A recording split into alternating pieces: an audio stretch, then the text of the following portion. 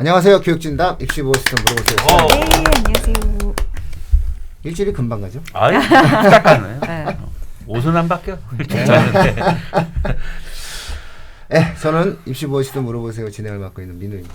입시킬러 내용입니다. 네, 고등부 국어 강사 이메림입니다. 동피디입니다. 오. 네. 이제 이번 주 수요일인가요? 예, 목요일 6월 3일. 항상 목요일 날, 6월 첫 주 목요일 날 모의고사가 보니까 평가원 모의고사. 평가원 모의고사죠. 원래 그 예전에 현역에서 활동할 때는 이 전날 술 먹죠. 최종 선생님은 6월 3일 전날 다 항상 술을 먹죠. 왜? 시험 감독 가서 자야 되니까 이런 느낌으로 보죠. 감독도 안 하는 학원들 그냥 수업이 없잖아요, 보통. 그러니까 없으니까 이제 선생님도 많이 쉬더라고. 아니 선생님들 다 불러서 이제 시험 감독 시켜주고 막 그러더라고. 저는 그때도 잘 안 먹었어요. 자 이제 6월 모의평가가 나옵니다. 네, 6월, 9월 뭐 매우 중요하죠. 매우 중요하죠. 매우 중요하죠. 한때는 뭐 저도 6월 모의평가를 신청해가지고 지역에서 한번 보게 해준 적도 있었어요. 근데 코로나 때문에 최근에는 뭐 하지 않고 있죠. 언젠가는 뭐 또 한번 코로나가 해결이 되면은 이게 그 시험을 보고 싶은데 시험을 보기가 어려운 학생들이 많아요. 지역에. 그래서 그 학생들을 위해서 이제 시험 신청을 해서 시험을 좀 보게 해주죠. 뭐 그런 어떤 노력들도 하는 것들이 좀 필요할 것 같아요. 예. 자, 육모입니다. 우리가 흔히 이제 육모와 구모 뭐 이렇게 이제 이야기를 하거든요. 자, 육모는 어떨까요? 혜림 쌤 어때요? 우선은 제가 학생들한테 많이 이야기를 하는 것 중에 하나가 3모랑 4모는 생각하지 말아라. 네, 그건 생각하지 말고 6모가 너네들이 진짜 보는 말 그대로 그 전에는 그냥 연합 학력 평가면 이번에 보게 될 거는 2022 대학 수학 능력 시험 모의 평가다. 이 얘기를 하거든요. 진짜 진심으로 임해라라고 이야기를 합니다.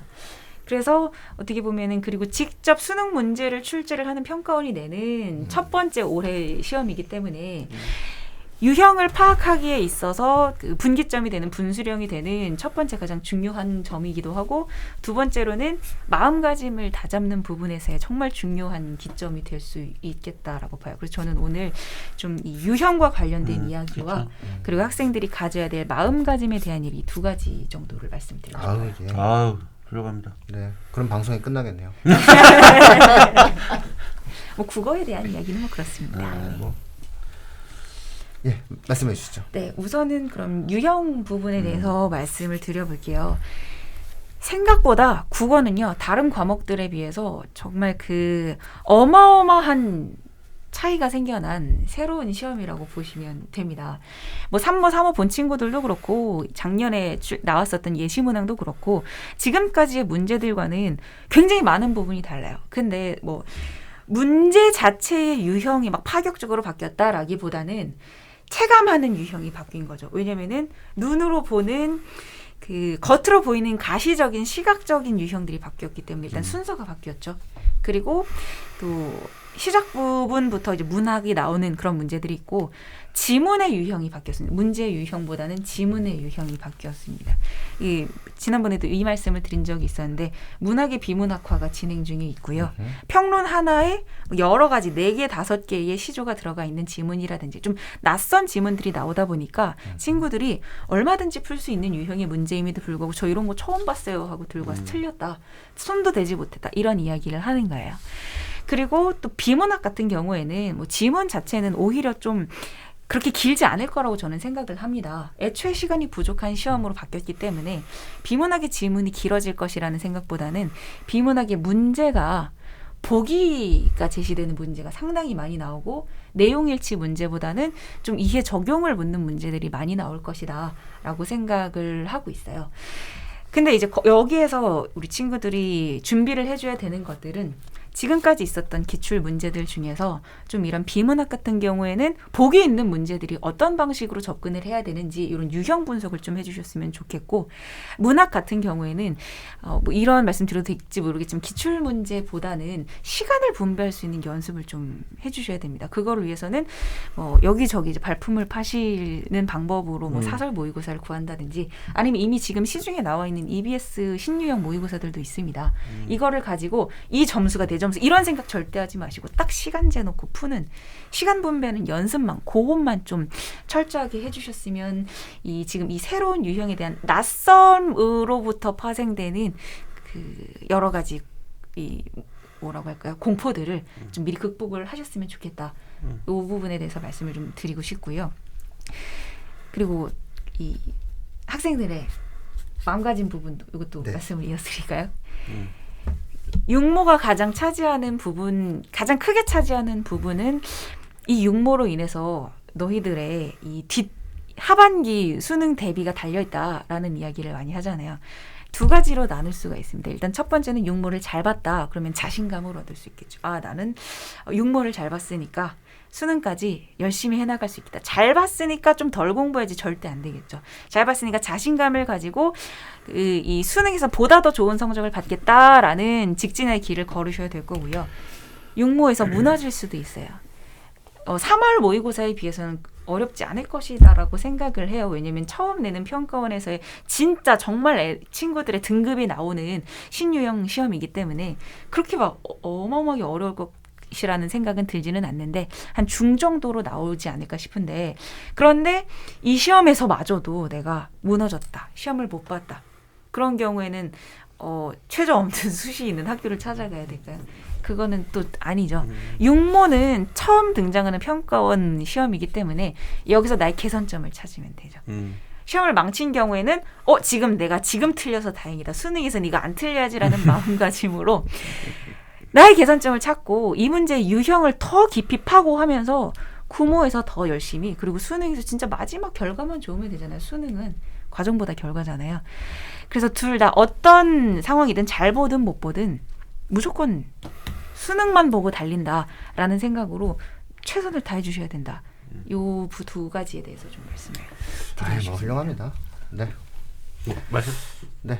얘기하시죠. 저 얘기하잖아요. 네. 말씀하시려던 거. 저는 뭐. 항상 육모 끝나면 이제 컨설팅이 들어가잖아요. 네. 제일 많이 듣는 질문. 육모 성적이 선생님 육모 성적이 수능 성적인가요? 아, 맞아요. 네, 부모님한테 제일 많이 하는 얘기 듣는데 만약에 육모를 보시고요. 우리 자녀가 잘 다니고 있는 학원과 과외를 모두 끊고 엄마 나 이제 혼자 해보기 위해서 독서실로 좀 끊어줘 라고 만약에 우리 아이가 그런 반응을 보인다면 이 반응은 과연 무슨 반응일까요? 제 경험으로 봤을 땐 이렇게 잘 다니던 학원과 과외 모든 학습 기간을 끊고 혼자 해보겠다는 거는 사실상 독서실에 들어가서 내년을 준비하겠다는 얘기하거든요. 내년 전략을 짜는 거죠. 그러니까 제가 이 얘기를 또 말씀드린 건 뭐냐면 아까 혜림쌤이 말씀드린 것처럼 육모는 말 그대로 수능이 아닙니다. 그렇기 때문에 정말 내가 취약한 부분이 뭐인지를 찾아내고 그 부분에 대해서 수능 때까지 개선해가면서 성적을 올리는 그런 부분. 그 다음에 육모는 수학을 보더라도 전단원이 아직 안 들어간 시점이에요.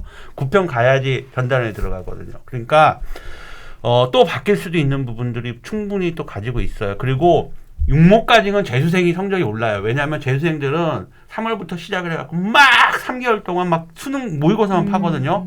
올라요. 근데 재학생은 또 오르는 시점이 육모는 살짝 떨어지는 경향이 있지만 왜 내신이라는 게 있어갖고 구모에서 다시 정신 차리고 오르거든요.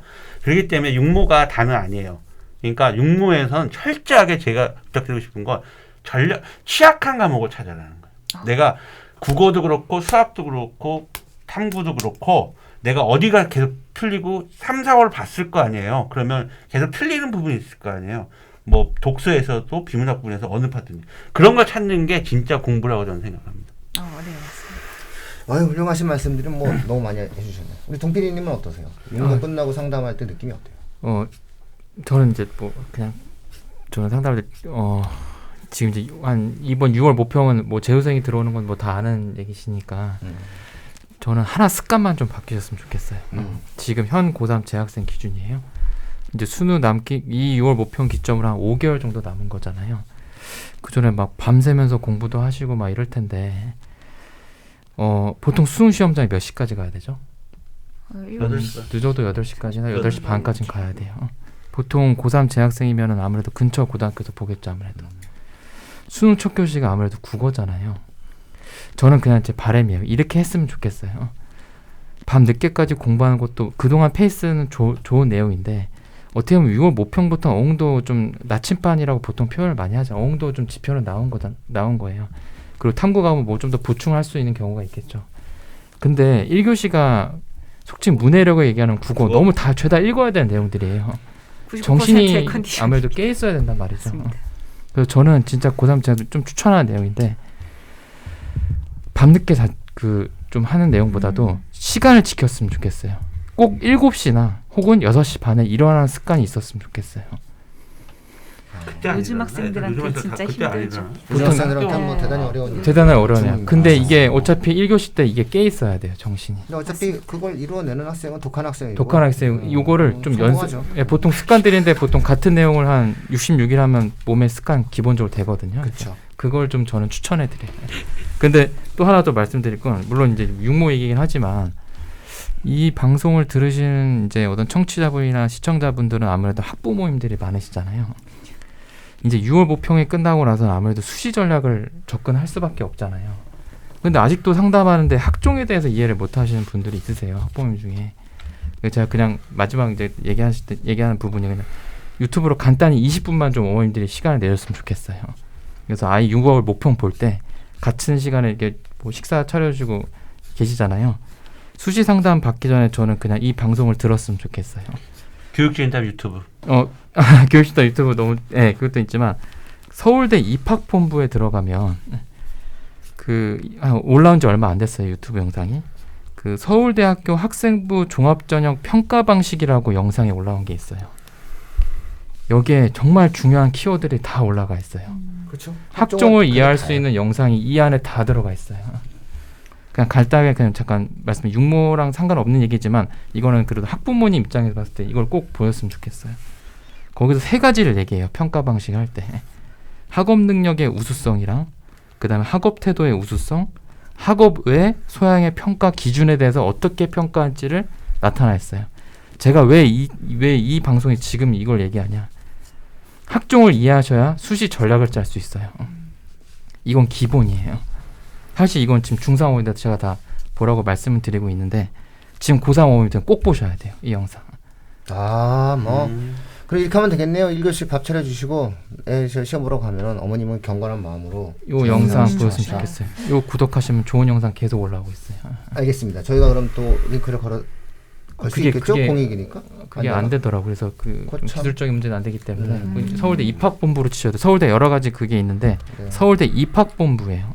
네. 저희가 방송, 유명해져서 링크를 걸 수 있는 지금 아마 그 조회수가 몇백 회밖에 안 되는데 그래서 이 방송 나가면 기대해 봅니다. 우리 때문에 많이 그렇죠. 1000회가 넘어갈 수도 있는. 의외로 서울대가 굉장히 좋은 입시 정보를 많이 발표하고 있는데 그럼요. 그걸 이상하게 활용들을 못하는 것 같아요. 그래서 그런 부분들을 좀 잘 좋은 제안해 주셨던 것 같고요. 저는 마지막으로 이제 육모에 대해서 그 육모 이후에 대한 문제를 좀 말씀을 드릴게요. 육모 이후 저는 3가지의 심리적 기제를 극복해야 된다. 그런 말씀을 드려요. 뭐냐면은 포로 수용소에서 시베리아 포로 수용소에 잡혀갔던 연합군 병사들 중이나 뭐 이런 사람들, 뭐 독일군 포로 수용소에 잡혀갔던 사람 중에서 끝까지 살아남은 사람의 행동의 태도를 보면은 비관주의자, 낙관주의자, 비판적 낙관주의자. 당연히 누가? 비판적 낙관주의자가 끝까지 살아남았어요. 우리가 흔히 생각하면은 낙관주의자가 살아남을 거라고 생각하잖아요. 곧 나를 구출해 줄 거야. 근데 곧 구출이 안 되니까 바로 좌절하는 거예요. 오히려 가장 빨리 힘이 빠지는 사람이 낙관주의자였다라는 보고도 있는 거예요. 비관주의자는 워낙 힘이 없으니까. 자, 어떤 태도냐? 육모가 끝난 다음에 내년을 기획합니다. 나는 재수. 비관주의자입니다. 안 돼요? 안 됩니다. 다음에 낙관주의자. 올릴 수 있어? 안 올라요. 무슨 근거 없이 그냥 근자감에 있어가지고서는 사과탐 해야 되는 애가 사과탐을 안 합니다. 아니, 그러니까 이미 5, 6등급이 나오면 일단 국영수에서 5, 6등급이 나오면 뭔가 전열을 가다듬어야 되는데 그리고서는 사과탐에서 1, 2등급을 잡기 위한 노력을 기울여야 되는데 시간 배열을 안 해요. 그리고 구모 끝난 다음에나 사과탐을 하겠다라고 전략을 세운단 말이죠. 이것도 역시 낙관주의, 근거는 낙관주의. 망하죠. 그러니까 육모가 끝난 다음에는 인지 부조화 현상을 극복하셔야 됩니다. 현실을 받아들이고 맞습니다. 현실 속에서 희망을 찾는 전략을 세워야 되는 겁니다. 나의 처지를 받아들이는 것이 가장 중요하고요. 받아들임 속에서 가질 수 있는 최대한의 희망적 요소가 무엇인지, 그리고 그런 것들과 더불어서 예측되는 내용을 수시 대응 전략과 같이 짜시는 게 6월 모의평가 이후에 합리적 대응이 아닌가라는 생각을 좀 해봅니다. 이 부분은 써놔야 되겠습니다. 아, 이거 아니. 2주 연속 말씀하신 깔끔? 거는, 네. 2주 연속 깔끔. 학생들한테 써먹을 겁니다. 한명상기에서 네. 알겠습니다. 아, 또 들어야지. 자, 그럼 오늘 이 정도 마무리 짓고 예. 마치도록 하겠습니다. 예. 예? 화이팅입니다. 감사합니다. 아, 화이팅 하세요. 잘 보세요.